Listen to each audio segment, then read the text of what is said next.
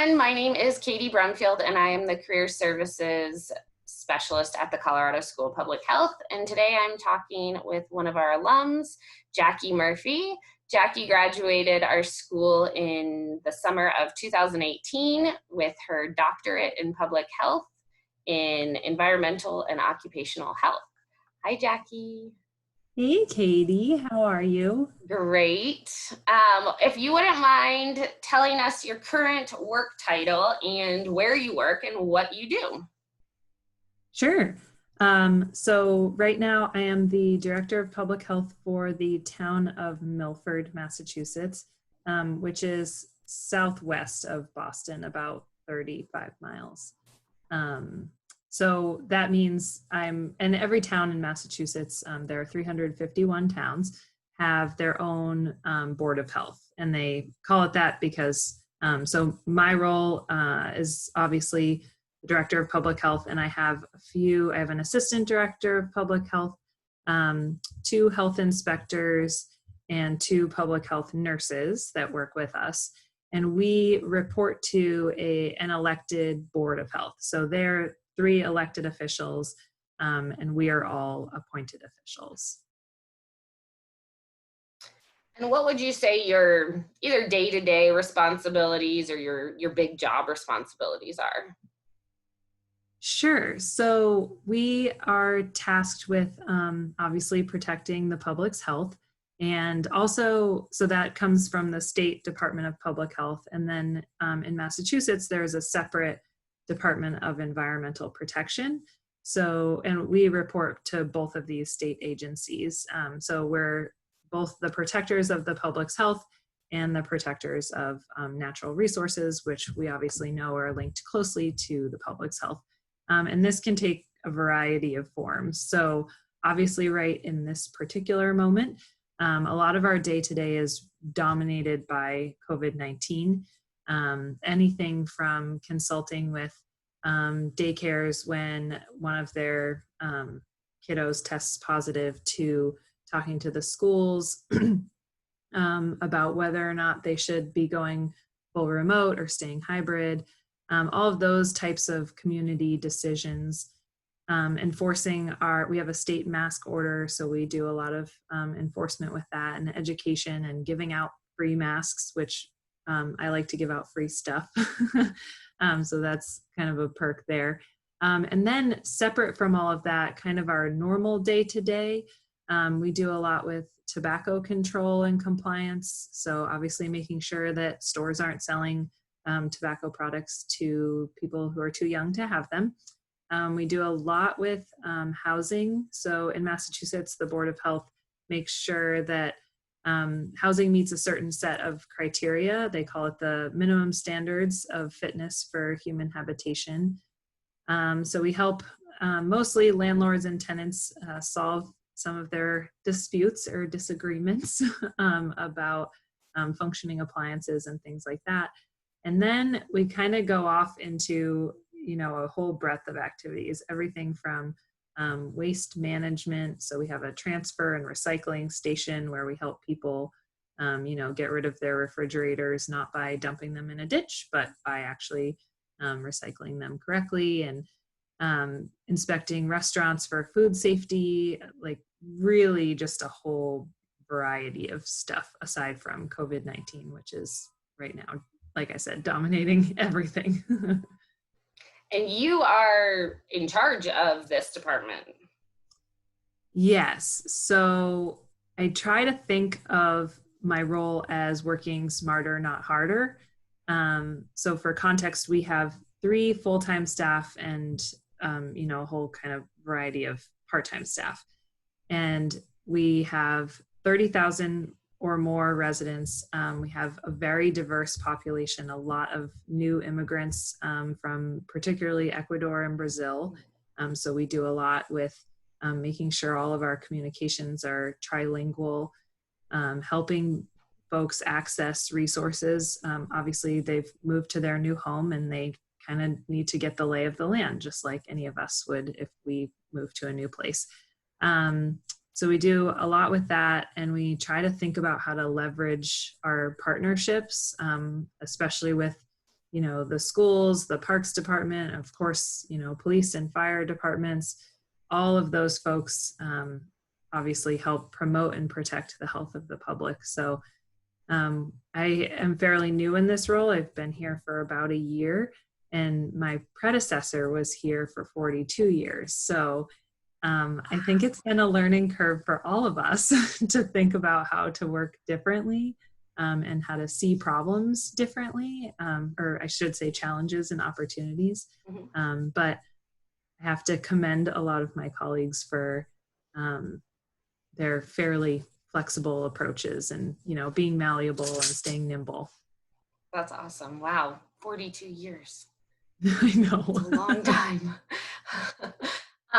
What types of leadership skills do you use or that you rely on the most, I guess? Yeah, great questions. So I feel obviously very lucky to have taken Kathy Kennedy's leadership classes at the ColoradoSPH.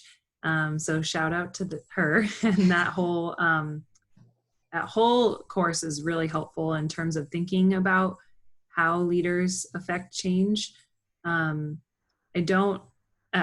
Aside from analyzing my own leadership style, I have found the most success with building consensus.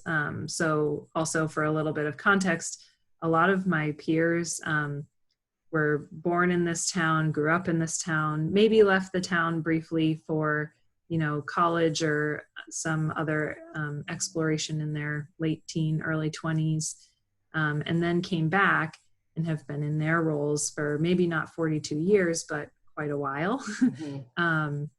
So I think, being the newcomer to all of that, I have asked a lot of questions. And sometimes my questions have a purpose, like it's a line of questioning that I'm hoping will lead us all to a conclusion that we agree upon. And sometimes I'm just trying to glean information, but definitely leaning heavily on, it's kind of research in its own way, to approach leadership in this way, just from a side of curiosity instead of kind of power over, more like power with and power to, all of the things that Kathy teaches us. That's awesome. Were there any other courses or things that you did at Colorado School of Public Health that helped prepare you for this role? Oh my gosh, that's such a big question. I know. Absolutely. My statistics classes have been very helpful in helping explain to people, our incidence rate and our average incidence rate, and, why are we calculating this based on a population of 100,000 if our population isn't 100,000? Well, because we want to be able to compare ourselves to all these other communities. So statistics, super helpful. Of course, all of my environmental and occupational health classes, and thinking a lot about exposures to hazards and health outcomes, not only for COVID stuff, but also helping mediate disputes between, an auto body shop that maybe hypothetically just was getting rid of all of their trash by dumping it in somebody else's yard. So trying to, help people figure out what is unsightly and what is actually a hazard to their health and their family. So I guess those two big categories I've leaned a lot on. And then I don't know, I really cannot say enough good things about, all the classes that I took, even not necessarily learning what I learned in that moment, but maybe learning about, negotiation and group work. I know that's kind of a big theme at SPH, and maybe not the favorite in the moment, but gosh, it teaches you so many intangible lessons. Yeah. And so why did you decide a DRPH over a PhD? Good question. So I ended up applying to both types of programs, actually. I really was interested in the deep dive that both offered. So, you got to take a deeper dive into courses as well as, your independent research that you do for a couple of years after you go through your courses and take your comprehensive exams. I think my application sort of, as I was putting it together for the DRPH and PhD programs, revealed that actually a DRPH would have been a better fit. Of course, we know that you can do either, academia or, non-academia. I don't want to say real world because the academic world is the real world too. But you can kind of apply your skills however you end up feeling like is the best fit for you. But my application was really oriented towards, community research and applied research, and, what research would be kind of the most relevant to and informed by the practice world.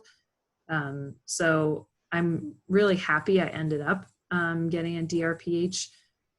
I think it was a really good, entree into my current role. And, now I feel very lucky to understand kind of how local agencies and state agencies work together and, have kind of these like bi-directional pathways and communication channels that help everyone, implement policies and form policies that are, helpful to people who are on the ground, but also make sense when you think about the broader public health landscape. Yeah, definitely. And would you recommend, I get this question a lot, should I work for a few years before applying for a DRPH or PhD program, or should I jump right into it? Oof, that's a big one. I know. So I worked for a few years. I thought that was very helpful in terms of myself thinking about what I wanted and did not want in a future career in a less hypothetical way and a more tangible way. So, for example, I worked at some pretty large places before I have this job where I have, as I've described, a very small team. And I think I came to think a lot about working in a bigger place as you can do the thing, whatever the thing is, whether it's environmental health or any other thing, or you can lead the thing. And I wanted to have an opportunity to maybe do both and kind of dance back and forth between applying my kind of exposure assessment skills and impacting change more broadly, not just handling this one situation, but thinking about how we could be proactive and maybe put programs or policies in place that prevent whatever situation it is in the future. So I did focus my application process after the fact on smaller places. So I think when you have worked a little bit before you go to one of these programs, it might help you with that thought process. But if you know yourself maybe better than I do myself, and you know from the get-go what you want to do, I wouldn't, slow yourself down from pursuing what you want to pursue, just because you feel obligated to work for a couple of years first. Yeah. What was your job search process like after you graduated? Oh my gosh. Do you want to answer this question for me? It was long. I was very lucky to have a temporary position with the Colorado Department of Public Health and Environment. Such great people there. I was, really grateful to learn a lot from them. And then found this position sort of as my tenure there was wrapping up. But I guess I would say the biggest thing I learned is make a spreadsheet and just reach out to everyone and everything that you think could be helpful, like researching organizations and finding people on LinkedIn and not being afraid to, ask for help or ask how they got to where they are. Because it led to some really fruitful discussions and friendships and all of that. And if you don't keep the spreadsheet, you'll probably get confused at some point about what you applied for or what this person is talking about. So I guess it was long, but I would say, like everything that's worth having, it's worth waiting for, and it's worth working for. Yeah. How did you find this job? There is an organization called the Massachusetts Health Officers Association, and they post positions for all the towns in Massachusetts. So I had been checking their website regularly for, I was specifically looking for health director positions, not, they have, public health nurses, and I don't have a nursing background, and also health inspectors, which know very specific codes and laws that they enforce. And I have gotten to know a lot of those, but I knew I was not qualified for or really interested in being an inspector specifically. So I was perusing that website. I think a lot of states have websites like that. Yeah. And they're associated with, the National Association of City and County Health Officials, the more nationwide. Yeah.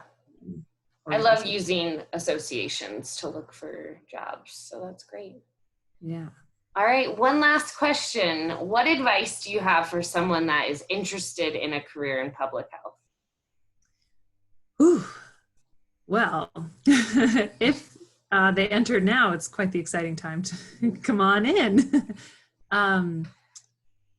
I guess I would say I feel passionate about public health, and I love what I do.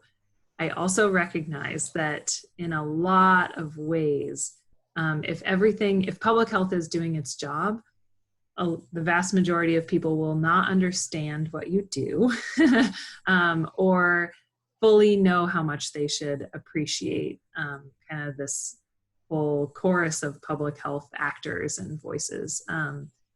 But that doesn't mean, I would say it's so meaningful to know that you are getting to save and help people, hundreds or maybe even thousands of people at a time. And gosh, welcome to the club. It's just a crazy, wild time to be in public health. And I don't think that will be true even when COVID-19 is done. I think obviously just all of these emerging issues around, climate change and honestly how people engage with their communities and access information, it all impacts public health and public health impacts it. So I don't think it's gonna ever be boring. I don't think so either. I don't expect the job market to go down anytime soon. That's good. All right, Jackie, thank you so much. And keep doing amazing work. Thank you for all your service to public health and keeping the people of Milford healthy and safe. Yeah. Thanks, Katie. Thanks for having me.